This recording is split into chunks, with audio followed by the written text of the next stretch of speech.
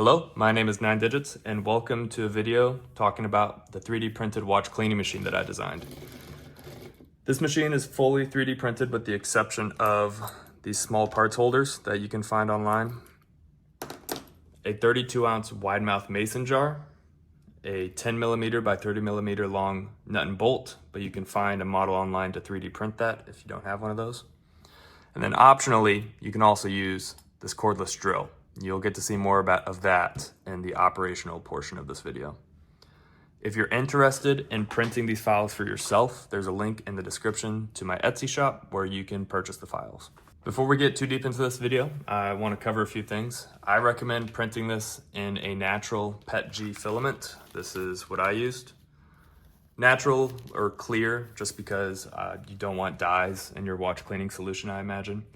And PETG, because it's just something that's more resilient than PLA. I haven't tried PLA in watch cleaning solution, but I have tried PETG. I actually have a video discussing how this PETG holds up in a naphtha and IPA solution. I soak one of these baskets in there for 1 hour, 24 hours, and 48 hours in each of those chemicals. And then I just test out the strength of it afterwards. The results of that video, you can go watch it if you're interested in it, but I did find that the IPA did weaken this a little bit, but not enough where it wouldn't be operational in the machine. So take with that what you will. I was doubtful that this would actually do well in watch cleaning solution, so I actually originally designed this to hold a metal basket that I found online, but I do think it's much better with these baskets, so that's how I'm releasing it. In this video, we're going to talk about how to print this, how to assemble it, and then how to operate it. So step one, we're gonna jump over to Bamboo Studio, which is my slicer of choice, to go ahead and get the 3D print file ready and then print it. So here we are in Bamboo Studio. I also have a File Explorer folder open. This is showing off all of the STL files, that's what these are, that are included in the Etsy purchase. It will also include this 3MF file at the top. There are a couple of STL files that need to be printed twice. That's the bottom wall and the clip. They are duplicates of each other, so just copy and paste those in the print. The 3MF file has all of the print settings and has the support arrangement that you would find if you were using Bamboo Studio. If you're using a Bamboo Lab A1 printer like I am, it should be pretty plug and play. You just load this file into Bamboo Studio and it should open what you're seeing here. But not everyone is going to be doing that, so I'm going to show off the print settings that I use in Bamboo Studio. All of the STL files come in this arrangement, so you shouldn't have to rotate prints at all. For the global print settings, I do have a 40% sparse infill density turned on, just because this is a functional print and I want the parts to be a bit stronger. And I also like to use the gyroid infill pattern. More importantly, I think, is the support settings. PETG I used to find very difficult to print supports for. They're very difficult to remove. So after doing some research, I found that a recommendation that said to double your nozzle size for your top Z distance. So a 0.2 nozzle, I'm going to use a 0.4 top Z distance, and that has really helped. I also use a 0.45 bottom Z distance, and then I use a 0 top interface spacing. Additionally, I'm using tree supports, and there's a threshold angle of 45 degrees turned on. That's mainly for the center shaft, or the power shaft here. I want supports along the entire length of this part. It's just more stable, and I've had issues if I don't do that, and this forces that. The power shaft needs to be printed at this angle to get the layer lines at an appropriate, a good orientation for the strength of the parts. If they were perfectly in line with one of the planes of which you torque it, it might easily just snap. The center shaft here needs to be printed perfectly vertically like this. The bearings won't like it if you try to print them at an angle, so you have to keep it like this. There are a couple of object settings turned on. So specifically just for the baskets, it's just one actually. If I go to my object settings, it's just that I have supports turned off for the baskets. These baskets do not need supports to be printed for them, and the slicer will try to generate supports because it sees all of these overhangs. And you don't need that. This is a bridge that at least the Bambu Lab A1 is able to easily make. So once you slice these plates, you should get something like this. So you got your supports along the power shaft. And then something like this.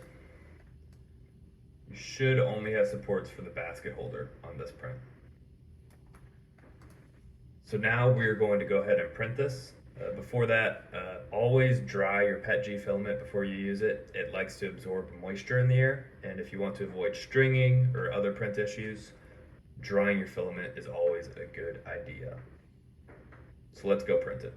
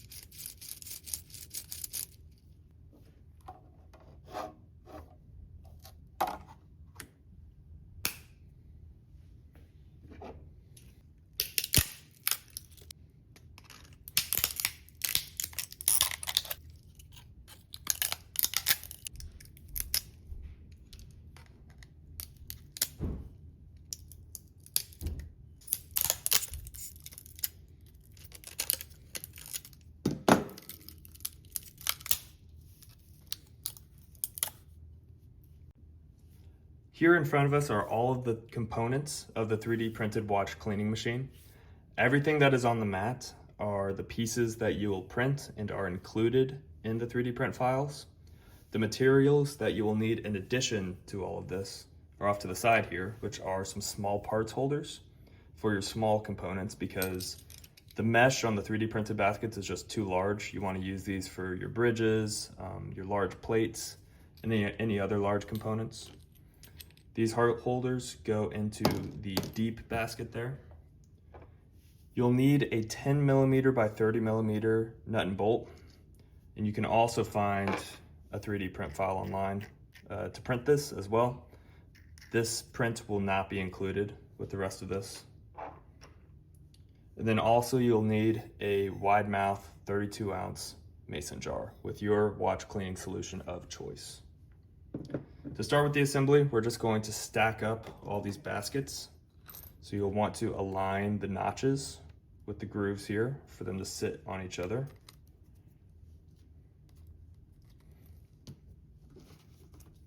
And then the lid will have a slide that should go right into those notches and be held into place. Next, we'll load up the watch basket holder, which will have some grooves in it to keep the baskets in place. And then there's a slide that goes right down here that will lock all of the baskets into place. Set that off to the side while we build the mechanism. The lid has a couple of slots and holes in the sides of the slots there that align with the holes that you see on the walls. So these walls, they go in with this part facing towards the center. And these clips, you want to just align it with one hand and push it in with a finger. That should snap into place in there and lock this wall into place. So we'll do that with the other wall.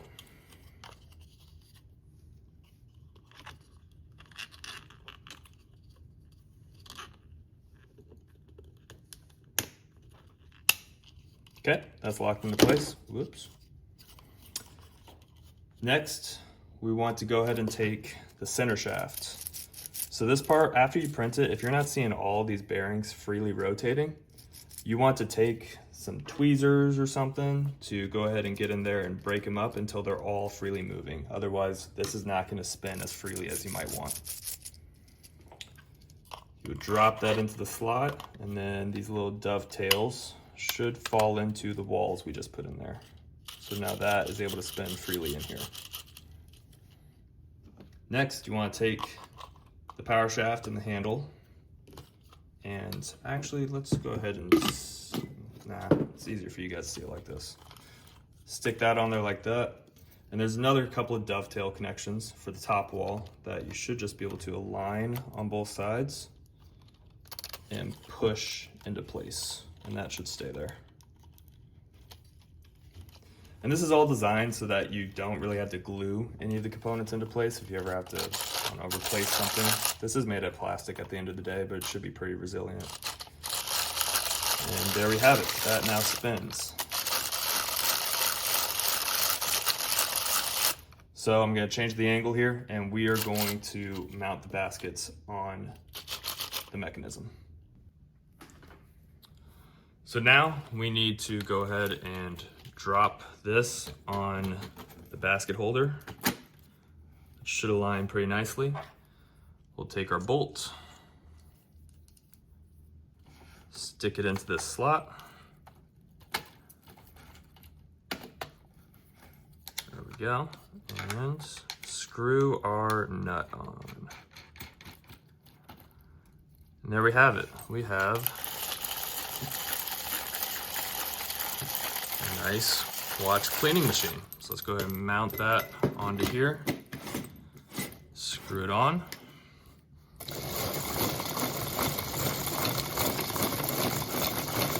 And you could either hand crank it, or I'm gonna show you something else you can do. I gotta go get the battery. Another thing you can do is find yourself a cordless drill, find yourself a book. You want to get the drill at the perfect elevation so that the shaft just slides in there without you having to force it. Otherwise, that means this isn't perfectly aligned and there will be an angle. Then you simply tighten it down and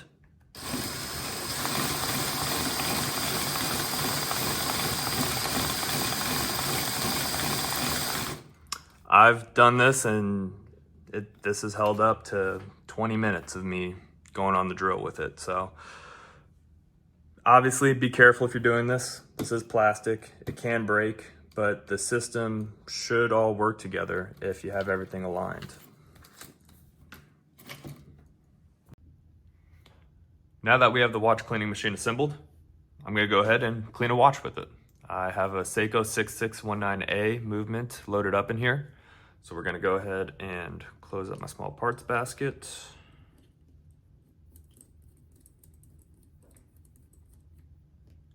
Drop that in here.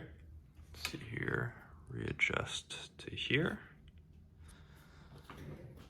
Gonna close up this top one. There we go. And I could take this off, make my life a little bit easier, but I'm just gonna load it up like this, so I don't have to disassemble it.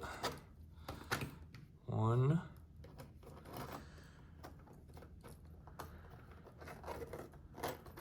2,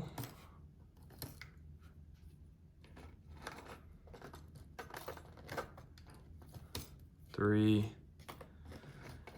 and got my 4th one in there.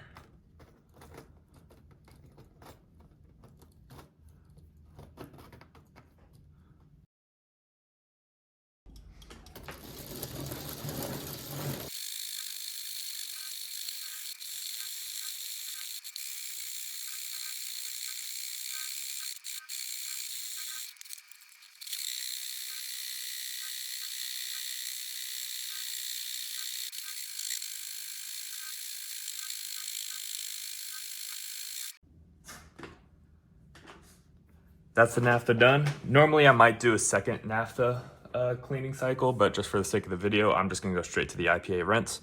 So we'll go ahead and do this for another 10 minutes.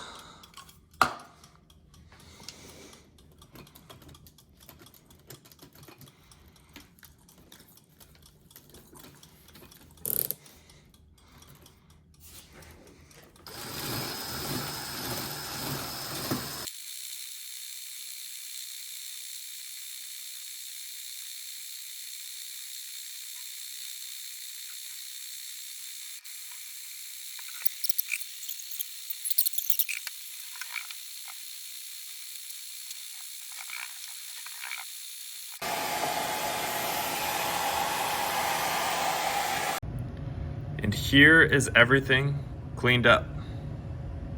You'll notice a couple of noticeable parts missing, the balance wheel and the pallet fork. I choose not to clean those in this because the IPA can eat away at the shellac on them, and I'm also super worried about the balance wheel hairspring getting damaged in this, so I choose to just clean those by hand. But thank you for watching. If you're interested in purchasing the files to print the watch cleaning machine, they can be found on my Etsy. Find that link in the description. And if you're interested in seeing how this plastic holds up in the IPA and the naphtha over time, I have another video about that you can find in the description below.